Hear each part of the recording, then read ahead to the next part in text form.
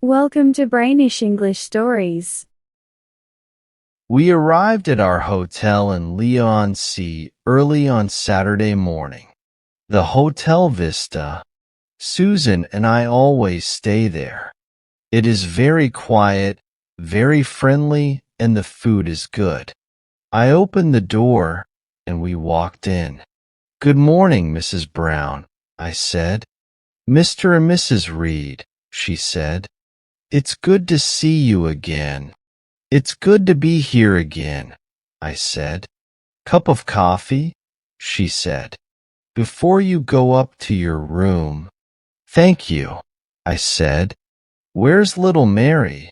asked Susan. Mary was Mrs. Brown's daughter. "She's in the garden," said Mrs. Brown and laughed. "But she's not little. Mary's a tall young woman now." "How old is she?" Susan asked.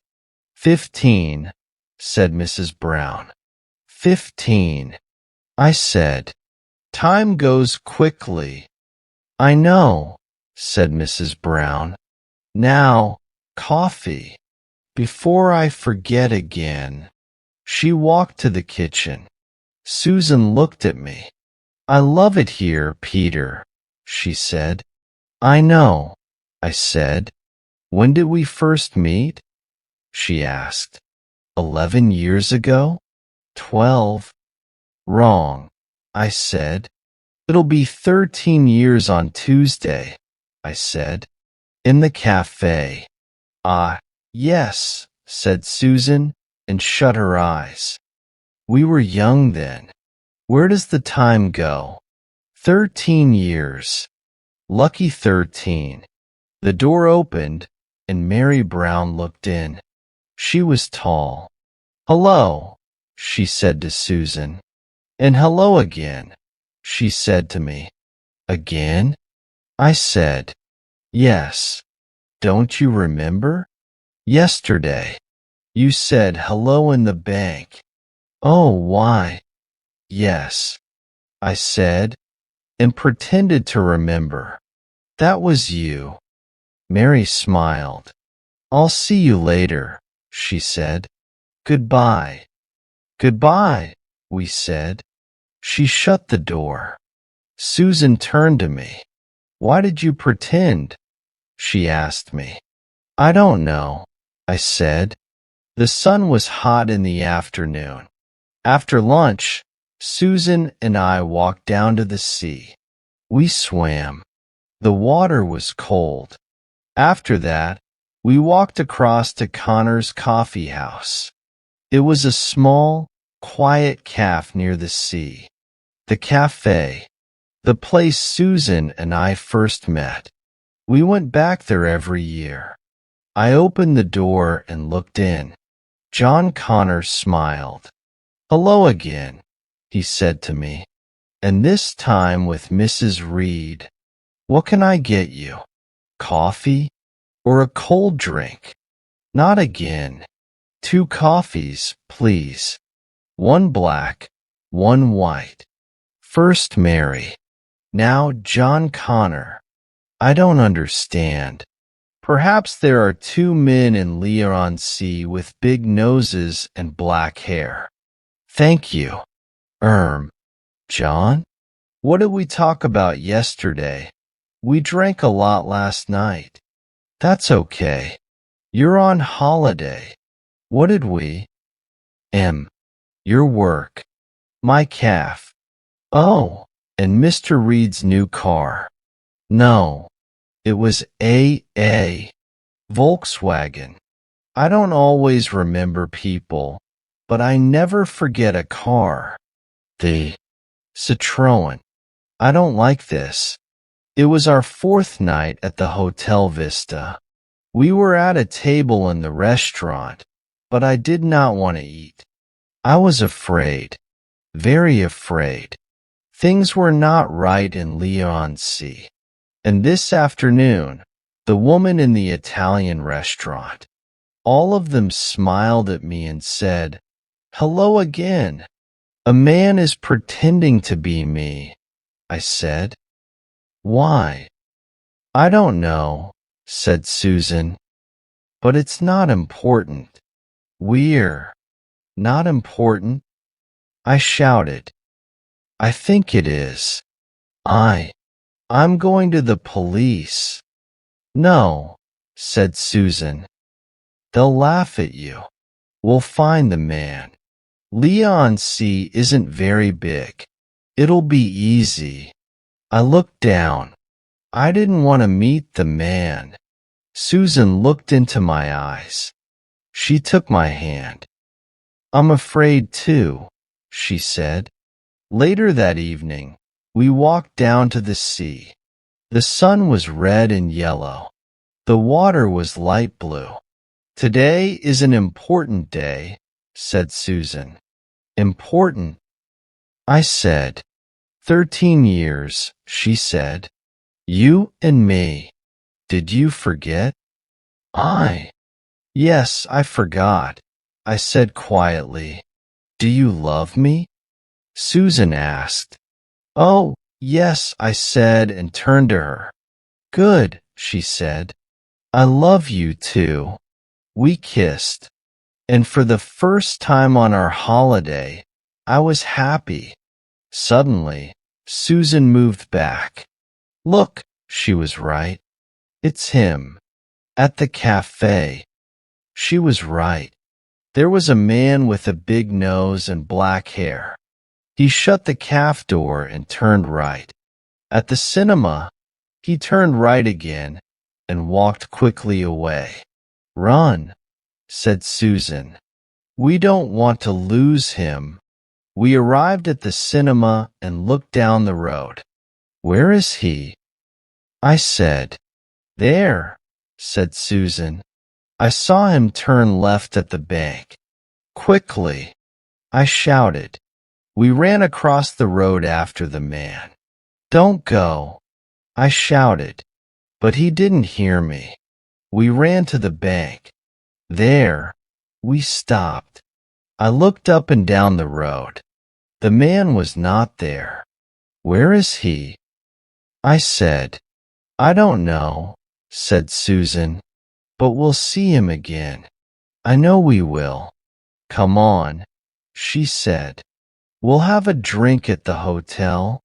We walked back to the Hotel Vista slowly. Susan looked in the cafes and restaurants, but she didn't see the man again. Luckily, perhaps we'll never see him again, I said. Perhaps, said Susan quietly. We arrived at the door of the hotel at 10 o'clock. We heard the television. We walked in. We saw Mrs. Brown, but she didn't see us. I smiled. Sleeping, I said. She's tired. I am too. Can we forget that drink and go to bed early? Okay. Why not? We are lucky. I love her and she loves me. We are happy. And after 13 years, what is it? Look. Oh, Peter. I'm afraid. It's okay. It's not okay. Perhaps you forgot to. No, I never forget. And I looked up from the street. The room was dark then. I know it was. I think it's okay. What's this on the bed? I walked over to the bed. On it, face down, was a photograph. Who was the picture of? I was afraid to look. I took the photograph in my hand and slowly turned it over. What the? I shouted. What is it? Said Susan. Can I see? You can, I said, but it isn't good. I gave her the photo. Susan looked at it and jumped back. But it's you and me, she said. I know, I said, and looked again. It was Susan and me, down at the sea. That man, said Susan, excitedly. He was there. It's his photo. Suddenly, we heard a noise. The door opened, And there he was, the man with my face. And he had a gun in his hand. Very clever, he said quietly. It was me. He shut the door. Don't move, he said, or I'll shoot. I looked at the man in horror. I wasn't afraid of his gun. I was afraid of his face. He had my nose, my mouth, my ears, my hair. It's me. What do you want? Be quiet. I'll talk, not you. I've waited a long time for this. One thing is wrong. Get back. Now. Susan, come back here. He's dangerous. It's the eyes. Peter's are blue. His are brown. Get back. Susan, listen to him. Please. He won't shoot. Will you? Stephen? Yes, Susan answered. His name is Stephen Griggs. I worked with him 15 years ago. I loved you, said the man. We were happy. You're a bad woman, Susan Barker, he said. You pretended to love me. I did not. And my name is Reed now. Stay back, he shouted. Susan stopped. Those cold brown eyes, she said. Ugh, did he always have my face? I asked. No, said Susan. I don't know the game he's playing. You will, said the man. You will. He looked at the photograph in my hand. That's for you, he said. You can look at it and remember. Remember what? I said. He smiled. Your last walk with Susan, he said. Before you go to prison. Because you shot Susan, he said. I didn't. You will, he said. Watch. And he turned and put the gun to Susan's head. No, I shouted and jumped at him. The man shot. I shut my eyes. When I looked again, Susan was on the floor, dead. Then, suddenly, the man turned and hit me on the head. It all went black, and I fell down, down, down. After some time, I opened my eyes again. I remembered. You shot her. I said, no. The man smiled. With my smile. You shot her. My plan is going very well. I tried to get up, but it was difficult. I loved her, I said, quietly. I, too, he said. But she was with you. All those years. Now. He smiled again and looked at the gun. Do you plan to shoot me, too? I said. Oh, no, he said.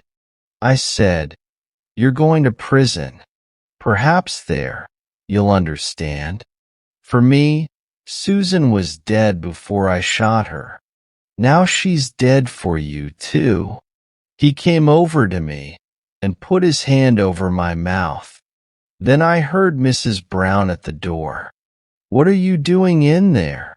She shouted. MFFF. I said, I shot Susan. The man answered for me. And now she's dead. Dead. Dead. Oh, Susan, I'm sorry. There, he said. Now she'll phone the police. And they'll come for you. He walked over to the window and looked out. Remember, I said, you've got my face too. Not for long, he said. In horror, I watched him slowly take the mask from his face. Now there's only one Peter Reed again. You. But, oh, and one more thing. Here you are. Before I knew it, the gun was in my hand. You can give it to the police, he laughed. I watched the door. It opened and 4 policemen walked in. They looked at the dead woman. They looked at the gun in my hand. The first policeman walked over to me. "You come with us," he said. I didn't. "It isn't. I can't," I said. I didn't want to go to prison. "Come with us," he said again. "You can talk later. We've got all night."